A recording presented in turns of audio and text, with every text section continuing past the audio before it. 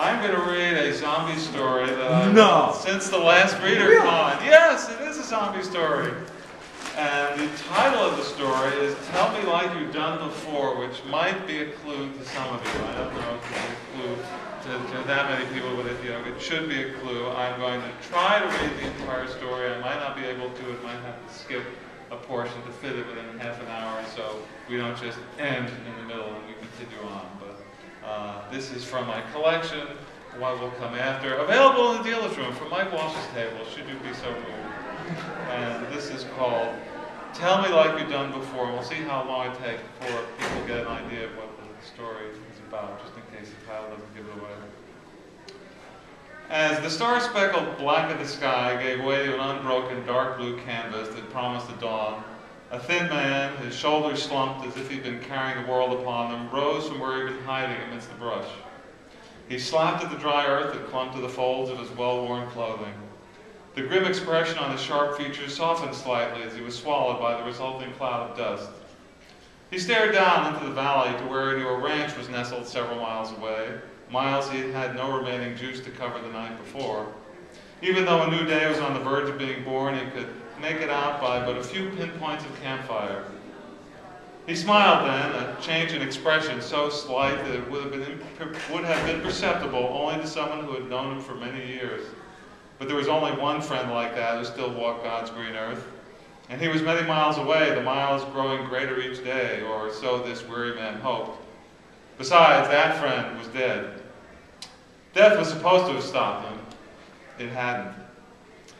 The man advanced to the start of another day, something which he'd been wise enough not to count on, that he wished he could have made it to the ranch the night before, where, surrounded by others, he might have been lulled into a false sense of security that would have let him get some rest, instead of a broken sleep which left him as exhausted now as before he lay down. But fatigue had overtaken him there among the sycamores, and that was that.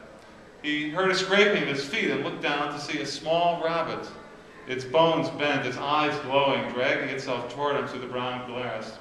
Before he could react, it leapt at him, though because its frame was crippled, it could only propel itself to the top of his left boot and no further. The wretched thing drove its incisors into the thick leather of the man's calf. He shrieked and struggled to kick at it with the heel of his other boot, but his angle was all wrong, and so he struck it only a glancing blow. He fell, even as he was doing so, telling himself how stupid he'd been to let his throat get within the creature's reach. The rabbit dropped its jaws, a noxious liquid spilling forth, and as it readied itself for another leap, one which would end this terrifying dance, the man's scrabbling fingers chanced on a medium-sized rock. He scooped it up and slammed it hard against the thing's skull. The coney dropped to the man's side, still wriggling, preparing for another attack, and so he quickly rolled to his knees, bashing at it again with the rock, but it kept coming, not giving up until he caught its skull directly. He brought the rock down once, twice, again, so many times he lost count. Only then did it lay still.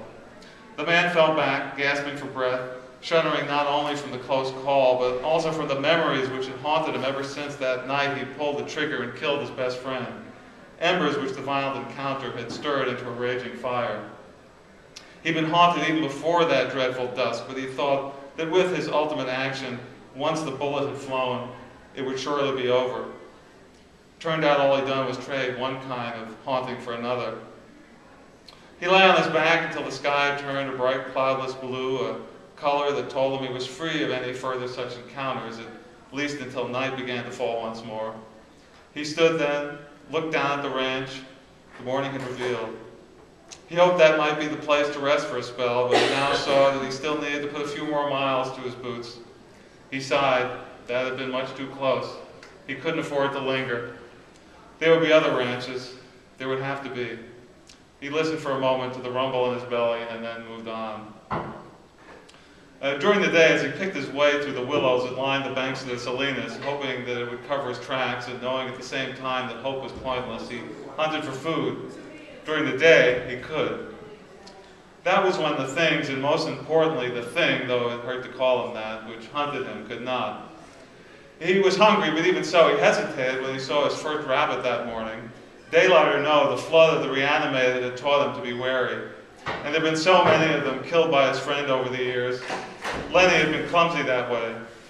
Who knew how long they would keep coming, his personal parade of the damned. So the first live one of the day got away, but then, spurred on by the increasing volume of the rumbling in his gut, he shook off that close call at dawn and was able to bring himself to bring one down. And he needed to. He had to keep up his strength, and the cans of beans he borrowed, he preferred to call it that rather than use the word stolen, had only lasted so far. He thought events had taken a bad turn in weed, but on the night when he had to make that horrible choice to do that terrible thing to the friend who trusted him more than anybody else in the world, they'd gotten worse. As worse as he thought it was possible for a life to get. He'd been wrong about a lot. He was worried that war meat settling in his belly or no, he could only go on so far. But he'd have to try. He reached the next ranch in the late afternoon when almost all the men were still out in the fields. He'd done that sort of thing before, shown up too late for work and gotten the meal without having to toil for it, but in the old days that had actually been a choice, and he hadn't been alone. Of course, however, it seemed he really wasn't alone now. That's why he had to keep moving. But he'd grown wearier than usual these past few days and had to take the risk, at least briefly. He entered the bunkhouse and found one lone ranch hand begrudgingly sweeping the stained floor. The hand paused, leaned against his broom, and eyed the intruder warily. "Well, aren't you the special cuss," he said, "waltzing in here like this with the day's work just about done?" "No, I ain't nobody special. Name's George. George Milton." George held out a hand, but the man refused to take it, keeping his fingers wrapped around the broom handle. "Sorry," he continued, "hitched a ride, meant to be here early, but I got dropped off one ranch over. Had to hoof it from there. Mighty impressive spreads in these parts, took a mess of hiking to get here." "You're damn lucky we're down a few hands, otherwise the boss would send you on your way like that." He snapped his fingers, and that action somehow broke his resolve. His grimace blossomed into a smile, and he held out a hand. "Name's Willie." "Pleased to meet you, Willie," said George, as the two men shook. "So how come you're short?" asked George, after the pleasantries were done. "Times like these, no one just walks away from a job without good reason." "You think so," said Willie, his brow wrinkling, "only that's what done happened. 3 guys just took off in the middle of the night during the last week alone, one at a time, without even the decency to say why or goodbye. Lucky for you, they didn't take any of their stuff, so since it don't look like you're carrying much in the way of supplies, you're welcome to their leftovers." Normally, George would be grateful for that spot of good luck. There was only so much he could carry, so he had to leave a lot behind. But he didn't like the sound of this. Turning your back on 3 squares and a cot was crazy. What the USA was going through in the 30s with the Dust Bowl swallowing up farmland and both food and work so scarce, just wasn't done, not by anyone, and certainly not by 3 from the same ranch so close together. But he didn't have time to think much further on the puzzle, because that's when the men returned from their long day in the fields.